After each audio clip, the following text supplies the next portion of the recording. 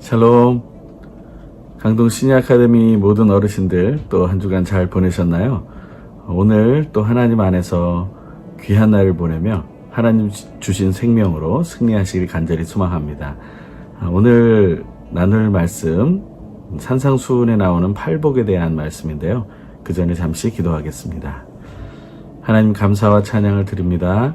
힘들고 어려운 시간이 계속되고 있습니다. 하나님께서 전능하시니 또 우리의 구원자 되시니 코로나19 바이러스를 향하여 멈추라고 명령하시고 하나님 우리에게 주신 이 재난과 재앙을 하나님 속히 거두어 주시옵소서. 온전히 예배할 수 있도록 회개하며 주님 앞으로 달려나가고 우리 강동 시니 아카데미 회원들 어르신들 한 분 한 분 함께 모여 기쁨의 예배 교제 누리게 하여 주시옵소서. 예수님의 이름으로 기도합니다. 아멘. 오늘 나눌 산상수훈 중에 팔복 이야기를 함께 나누고 또 하나님 안에서 주신 그 은혜를 누리기를 간절히 소망합니다. 함께 파워포인트 보시면서 말씀을 나누도록 하겠습니다. 오늘은 산상수훈 마태복음 5장, 6장, 7장 중에서 그 첫 시작인 팔복에 대한 말씀을 나누고자 합니다.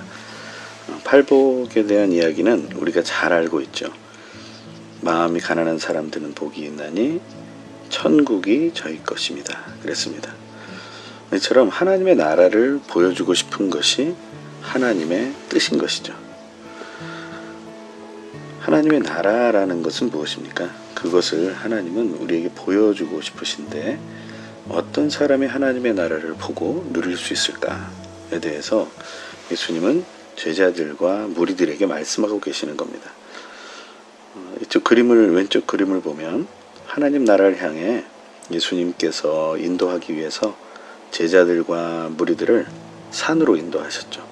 그래서 그것을 산상수훈 혹은 산상보훈, 산 위에서 보물과 같은 가르침, 그 하늘의 비밀을 가르치셨다라는 그런 의미이죠. 그 옆에 도표를 보면 예수 그리스도가 그 중심 역할을 합니다. 사실 산이 아무리 높아도 하늘에 미칠 순 없죠. 태산이 높다 하되 하늘 아래 묘이로다 그랬습니다. 중국에 있을 때 산동성에 있는 태산을 방문한 적이 있습니다. 그곳 역시 하늘에 제사를 드리는 장소가 산의 제일 꼭대기에 있었어요. 황제가 그곳까지 가마를 타고 올라가서 하늘에 제사를 드리는 것입니다. 다시 말하면 이 땅에서 가장 높다고 말해지는 그 산 꼭대기가 하늘을 향한 예배의 자리였다라는 것이죠. 또 중국에 있을 때 청해성이라는 곳에 티벳 장족이라고 하는데요. 그들이 섬기는 산당을 가보게 되었습니다. 산 꼭대기에 아주 만국기 같은 그런 줄을 쳐놓고 깃발을 달아놓고 돌을 쌓아놓고 하늘을 향해 예배하는 것이죠. 그것이 바로 이 땅의 모습입니다. 하늘 아래에 있을 수밖에 없다는 사실은 우리 모두가 다 알고 있는데 사람이 하늘을 정복할 수 있다고 생각하게 되었다라는 것이죠. 상황 속에 살고 있는 우리들을 향해, 사람들을 향해, 인류를 향해 예수 그리스도는 8가지의 복, 8가지의 사람의 삶의 형태를 말씀해 주시면서 우리들이 이 땅에 매여 있는 삶으로부터 벗어나서 하나님의 나라를 향해 갈 수 있는 사람으로 바뀌어라 하고 말씀하시는 것입니다. 물론 예수 그리스도는 우리들의 삶의 본인이 되셨죠.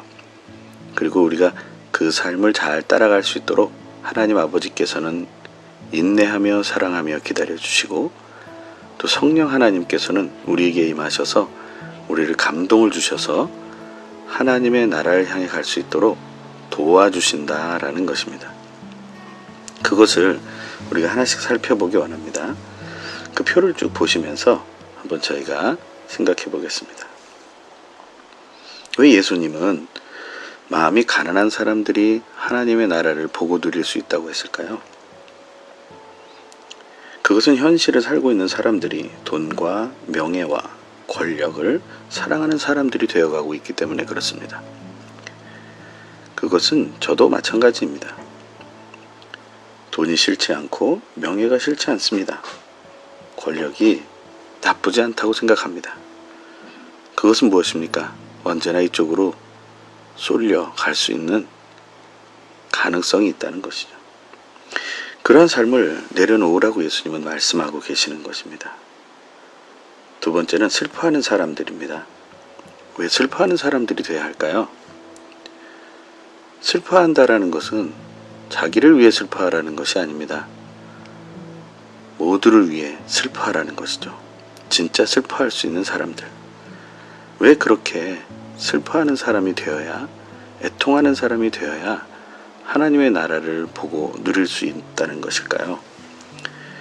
그것은 그 아래 나오는 것처럼 이 현실에 살고 있는 사람들이 자신을 아프게 하고 슬프게 하는 사람들이고 타인을 아프게 하고 슬프게 하는 사람들이기 때문에 그렇습니다. 그러한 삶을 내려놓으라는 것이죠. 문명은 많이 발달했지만 우울의 병은 더 커져가고 있습니다. 문명이 더욱 발달할수록 스스로 목숨을 끊기로 결심하거나 계획하거나 실행하는 사람들이 점점 많아지고 있는 것이 현실입니다. 어르신의 삶을 살면서도 그 남은 인생을 평온하게 안정적으로 마무리하려고 결심하기보다는 더 외로움 속에 빠져서 스스로 포기해버리는 인생이 될 수 있다는 것이죠. 우리 강동 시니어 아카데미 어르신들은 언제나 예수님 안에서 평안하고 행복하시길 기도하고 또 그것을 누리시길 소망합니다. 셋째로, 왜 하나님의 나라를 보고 누릴 수 있는 사람은 온유한 사람들일까? 그것은 그 아래 보면 이 현재 사람들이 마음이 굳어 냉정한 사람들이기 때문에 그렇습니다. 마음이 굳어 냉정한 사람들은 서로를 바라볼 겨를이 없습니다.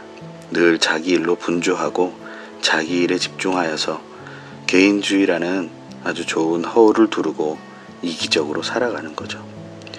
하지만 하나님은 마음이 부드럽고 따뜻한 예수의 마음을 우리에게 주셨습니다. 그 예수의 마음을 품고 살 때 우리는 하나님의 나라를 향해 걸어갈 수 있다는 것이죠. 네 번째는 의에 줄이고 목마른 사람들이 하나님 나라를 보고 누릴 수 있다라고 말합니다. 그것은 왜 그렇습니까? 이 현재 사는 사람들이 의가 아니라, 하나님의 뜻이 아니라 인기와 관심에 줄이고 목마른 사람들이기 때문에 그렇습니다. 마태복음 6장 33절에서는 너희는 먼저 하나님의 나라와 하나님의 의를 구하라, 그리하면 이 모든 것을 너희에게 더하시리라 했습니다. 하지만 사람들은 하나님의 뜻보다는 나의 아주 짧은 얄팍한 인기와 관심에 줄이고 목마른 사람들이 되어가고 있습니다. 물론 인기를 구하고 관심을 얻기 원하는 것이 나쁜 것은 아닙니다. 하지만 요즘 사람들은 모두가 인기와 관심에 있으면서도 서로를 관종이라 부르며 멸시합니다. 관종이란 말은 요즘 사용되는 신조어인데요, 관심종자라는 것입니다. 관심 받지 못하면 못 사는 사람이다, 이렇게 사람을 비하하는 것이죠. 하지만 하나님은 하나님의 뜻에 줄이고 배고프고 목마르다는 것을 발견하게 된다면 우리는 하나님의 나라에 더 가까이 가고 있다라고 말하고 있는 것입니다. 다섯 번째, 자비로운 사람들이 하나님의 나라를 보고 누릴 수 있다고 말합니다. 이것은 쉽게 얘기하면 친절한 사람들입니다. 그냥 대가 없이 친절할 수 있는 사람. 왜 그렇습니까? 이 현재의 시기가 하나님의 말씀처럼 불법이 성하고 사랑이 식어가고 오히려 무자비하게 변해가고 있기 때문에 그렇습니다. 요즘 젊은 사람들이 많이 보고 어린아이들이 보고 게임하고 있는 내용 중에 하나는 좀비라는 겁니다. 그것은 이미 죽은 자인데 무덤에서 다시 살아나서 그 흉측한 모습 그대로 돌아다니면서 사람을 해친다는 거예요. 근데 그 좀비를 처치하는 방법이 너무 처참합니다. 잔인합니다. 어린아이들이 그런 게임을 하고 영화를 보며 청소년이 되고 청년이 되었고 부모가 되고 있습니다. 사랑이 식고 무자비하게 변한 사람들이 자비로운 사람으로, 친절한 사람으로 바뀌길 예수님은 소망하고 있는 것이죠. 여섯 번째로, 마음이 깨끗한 사람들이 되어야 하나님의 나라를 볼 수 있고 그리고 누릴 수 있다고 말합니다. 그것은 왜 그렇습니까? 이 땅을 살고 있는 우리들이 마음이 오염되고 병들었기 때문에 그렇습니다. 마음을 관리하는 법을 모릅니다. 그냥 몸을 관리하고 그렇게 생각하는 삶으로 집중하고 있습니다. 하지만 하나님은 그 마음이 깨끗해야 한다고 말씀하십니다. 잠언 4장 23절에서 무릇 지킬 만한 것보다 내 마음을 지키라, 생명의 근원이 이에서 남이니라 했습니다. 마음이 깨끗해야 됩니다. 그것이 하나님의 나라를 보고 누릴 수 있는 비결입니다. 또한 일곱 번째로, 예수님은 평화를 이루는 사람들에 대한 이야기를 합니다. 왜 그런 사람이 필요합니까? 평화를 이루기 위해서는 고통을 당해야 하는데요. 피스메이커라는 이름을 얻기 위해서 노력하는 단체들이 있습니다. 그 단체는 얼마나 힘들고 어려운 삶을 선택해야 되는지 먼저 비장한 각오부터 해야 됩니다. 하지만 그 평화를 이루는 것은 그리 어려운 일은 아닙니다. 왜냐하면 진정한 평화는 예수 그리스도라고 에베소서 2장 14절에서 말하고 있기 때문입니다. 피스메이커라는 평화는 단지 문제를 일으키지 않는 사람이 아닙니다. 그는 중간에 막힌 담을 헐어버리는 바로 아주 놀라운 능력을 가진 존재이죠. 그분은 바로 예수 그리스도이고 우리는 그분의 마음을 품고 살아가는 것입니다. 왜 그렇습니까? 이 현재는 불화와 대립 속에 불안해하는 사람들로 가득 차 있기 때문이죠. 불화와 대립을 좋아하는 사람이 누가 있겠습니까? 그럼에도 불구하고 불화와 대립 속에 사람들을 몰고 가죠. 불안하게 해서 뭔가를 빨리 선택하도록 하는 것이 전략이기 때문에 그렇습니다. 미국, 중국이 무역전쟁, 또 여러가지 모양에서 긴장관계를 만들고 있죠. 그래서 주변 나라들이 불안해하고 있지 않습니까? 그러더니 러시아와 중동이 석유, 원유를 가지고 전쟁을 해서 또 힘들어지고, 그러한 문제들은 이제 계속해서 일어나게 되는 것입니다. 북쪽 땅에서는 핵을 만들어 자기들이 보유하고 있다고 말하면서 자꾸 큰 장거리포를 쏘면서 사람들을 불안해하게 하는 것이죠. 이런 시기에 우리는 우리의 평화 되신 예수 그리스도를 꼭 붙잡아야 하는 것입니다. 마지막으로 여덟 번째, 예수님은 왜 의를 위해 핍박을 받는 사람이 하나님의 나라를 보고 누릴 수 있다고 말하신 걸까요? 하나님의 뜻을 이루기 위해 핍박을 받는 것은 무엇입니까? 우리는 이를 무조건 고통당하고 사자에게 찢겨 죽고 십자가형으로 또 여러 가지 잔인한 형태로 죽임을 당하는 것, 순교만을 생각하는 것 같습니다. 그것은 목적이 없는 상황에서 순교를 생각하기 때문에 그렇습니다. 예를 들면 불이 났습니다. 그것을 일반 사람이 뛰어가면 그것은 잘못하는 것이죠.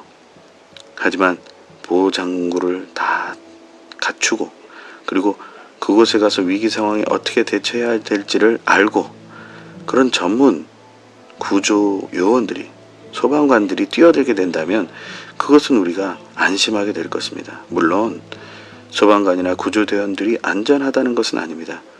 하지만 그들 안에 지침이 있고 그들 안에 믿음의 승리가 있다는 사실을 우리는 기억해야 된다는 것이죠.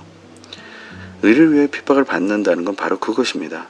우리에게 하나님의 말씀이 그렇게 중요하고 가장 확실하며 우리의 생명의 근원이 된다는 확신이 든다면 그 삼위일체 하나님 아버지와 예수 그리스도 성령 하나님이 우리를 지켜주시는 존재라는 것을 확신한다면 우리는 이 힘들고 어려운 거짓과 죄악과 죽음의 공포에 쌓여있는 이 시대 속으로 뛰어들어갈 수 있다는 것이죠. 자기의 의가 아니라 하나님의 의를 위하여 달려갈 수 있다는 것입니다. 그래야 하나님의 나라를 보고 누릴 수 있다는 것이죠. 하지만 이 세상은 어떻게 갑니까? 하나님을 버리고 세상과 타협하게 됩니다. 우리는 크리스찬들끼리도 서로 바라보면서 세상과 얼마나 타협했는지를 서로 비판할 때가 많습니다. 하지만 그것은 얼마나 어리석은 태도인지 모르겠습니다. 우리가 하나님 앞에서 정말 하나님을 붙잡고 나아간다. 올해 온 마음 다해 하나님만 사랑하라는 말씀을 우리가 갖고 가는데 그것을 믿음으로 붙잡고 세상과 타협하는 것이 우리의 모습이기도 합니다. 하지만 정죄하지 않고 다시 한번 예수님을 붙들며 계신 곳에서 예배하며 승리하는 은혜가 있기를 소망합니다. 또 다음 주에 만나도록 하겠습니다. 감사합니다. 강의를 잘 들으셨나요? 팔복의 말씀은 하나님의 나라로 우리를 인도하시는 예수 그리스도의 가장 강력한 부르짖음이며 또한 우리를 향한 선물이라고 말할 수 있습니다. 우리는 이 땅에 살면서 이 땅에 매여 살아갑니다. 하지만 하나님이 원하시는 것은 우리가 하늘을 바라보면서 하늘에 계신 우리 아버지 되시는 하나님만 바라보면서 나아가기 원하십니다.